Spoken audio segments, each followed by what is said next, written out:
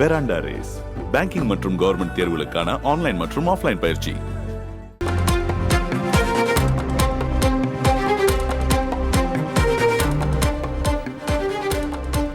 சென்னை மாதவரத்தில் சட்டவிரோதமாக தாய்ப்பால் விற்பனை செய்து வந்த கடைக்கு அதிரடியாக சீல் வைத்து நடவடிக்கை எடுத்திருக்கின்றனர் உணவு பாதுகாப்புத்துறை அதிகாரிகள். இது தொடர்பான முக்கிய செய்தியை நாம் பார்த்து வருகிறோம். தொடர்ந்து கூடுதல் விவரங்களை வழங்க இணைகிறார் எமது செய்தியாளர் சசிதரன்.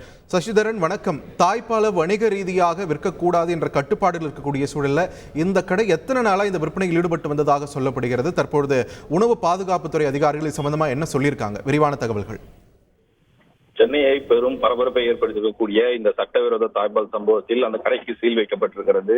சட்டப்படி தாய்ப்பால் என்பது வணிக ரீதியாக விற்பனை செய்யக்கூடாது அது உள்ள நிலையில சென்னை மாதாவரத்துக்கு உட்பட்ட இந்த KKR கார்டன் பகுதியில் செயல்பட்டு கடையில் அந்த தாய்ப்பால் விற்பனை நடைபெறுவதாக உணவு பாதுகாப்புத்துறை அதிகாரிகளுக்கு தகவல் வந்திருக்கிறது. அந்த தகவலின் அடிப்படையில் மாதாவரம் KKR கார்டன் 1வது தெருவில் லைஃப் வேக்சின் ஸ்டோர் என்ற மருந்து விற்பனை கடை உள்ளது. இந்த கடையை அங்கு கடையை நடத்தி வருபவர் முத்தையா என்பவர் இந்த கடையை நடத்தி வருகிறார்.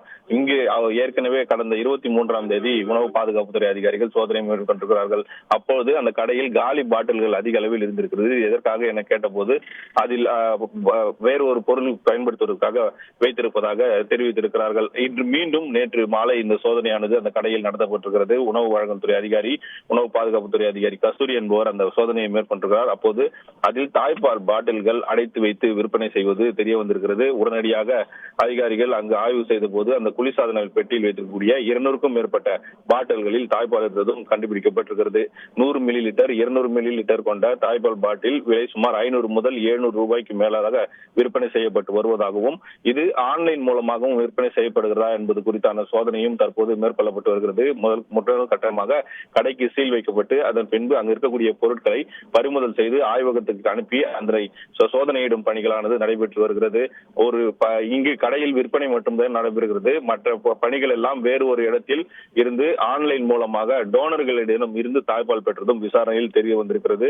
சட்டவிரோதமாக இந்த நடவடிக்கையில் ஈடுபட்ட முத்தையா மீது உணவு பாதுகாப்புத்துறை அதிகாரிகள் தற்போது விசாரணை மேற்கொண்டு வருகிறார்கள்.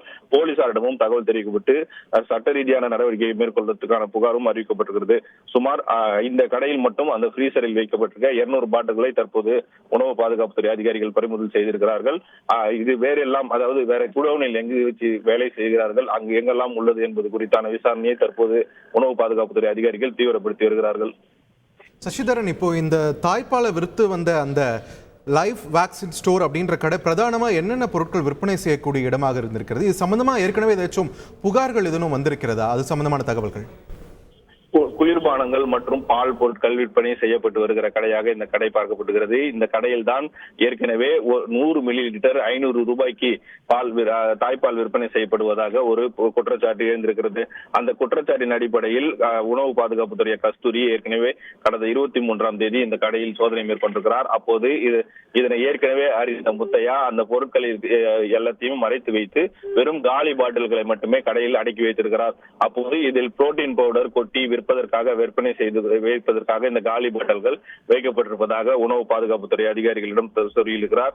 இருந்த போதிலும் சந்தேகம் அடைந்த இந்த இவ்வளவு பெரிய மில்லி லிட்டர் அளவுக்கு பாட்டில்கள் இருப்பதால் சந்தேகம் அடைந்த கஸ்தூரி நேற்றைய தினம் அவருடைய உயர் அதிகாரி மற்ற போஸ் என்பவரை அழைத்துக் கொண்டு இந்த சோதனையை நடத்த அங்கு சம்பவ இடத்திற்கு விரைந்திருக்கிறார். அப்பொழுது உள்ளே ஃப்ரீசரில் வைத்து இந்த பாட்டில்கள் விற்பனை செய்யப்படுவது தெரிய வந்திருக்கிறது. சட்டவிரோதமாக வணிக விற்பனைக்கு செய்யக்கூடாது என தெரிந்துமே அவர் இந்த விற்பனையை மேற்கொண்டிருக்கிறார். இந்த ஆன்லைன் மூலமாக டோனர்கள் பெற்றது அந்த விவரங்களையும் அவர் பதிலளித்திருக்கிறார். இது குறித்தான விவரங்கள் குறித்து அவரிடம் கேட்டபோது முன்னுக்கு முரணாக பதிலளிக்குவதாகவும் எந்த ஒரு ஆவணமும் அவரிடம் இல்லை என்பது இந்த விசாரணையில் தெரிய வந்திருக்கிறது. அடுத்த கட்ட நடவடிக்கையாக அவரை கைது செய்ய நடவடிக்கையில் ஈடுபட்டு வருகிறார்கள். சசிதரன், இது சட்டப்பூர்வமாக இது விற்கக்கூடாது, தாய்ப்பால் விற்கக்கூடாது அப்படின்னு இருக்கும்போது எத்தனை நாட்கள் விற்பனையானது நடந்து வந்திருக்கிறது? அதோட நிறுவனர் மேல என்ன நடவடிக்கை எடுக்க வாய்ப்பு இருக்கிறது? அதாவது உணவு பாதுகாப்புத்துறை சட்டத்தின் கீழ் அவர் மீது நடவடிக்கை எடுக்க வாய்ப்பு இருப்பதாக உணவு பாதுகாப்புத்துறை அதிகாரிகள் தகவல் தெரிவித்திருக்கிறார்கள். இவர் கடந்த பிப்ரவரி மாதத்திலிருந்து இந்த விற்பனையை மேற்கொண்டு வருவதாகவும் அதாவது பிப்ரவரி, மார்ச், ஏப்ரல் என 4 மாதங்களாக இந்த விற்பனை வருவது தெரிந்திருக்கிறது.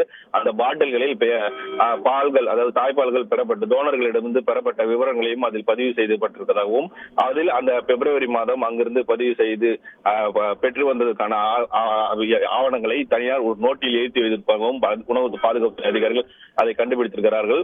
அதில் குறிப்பாக யார் யாரிடமிருந்து பெற்றது, எங்கெல்லாம் இருந்து தாய்ப்பால்கள் பெறப்பட்டது என்பது குறித்தான இதையும் உணவு பாதுகாப்புத்துறை அதிகாரிகள் தகவல் பெற்றிருக்கிறார்கள். ஆனால் அதற்கு குறித்தான ஆவணங்கள் முறையாக இது எங்கிருந்தெல்லாம் கொண்டு வரப்பட்டது என்பது குறித்தான ஆவணங்கள் கேட்டபோது அவரிடம் முத்தையாவிடம் எந்த ஒரு ஆவணமும் இல்லாமல் இருந்திருக்கிறது. இதனால் அவர் மீது அந்த உணவு பாதுகாப்புத்துறை அதிகாரிகள் அளிக்கக்கூடிய அந்த தகவலின் அடிப்படையில் போலீசார் சட்டப்படி நடவடிக்கை மேற்கொள்வதற்கான பணிகளை மேற்கொண்டு வருகிறார்கள். பெராண்டா ரேஸ் பேங்கிங் மற்றும் கவர்மெண்ட் தேர்வுகளுக்கான ஆன்லைன் மற்றும் ஆஃப்லைன் பயிற்சி.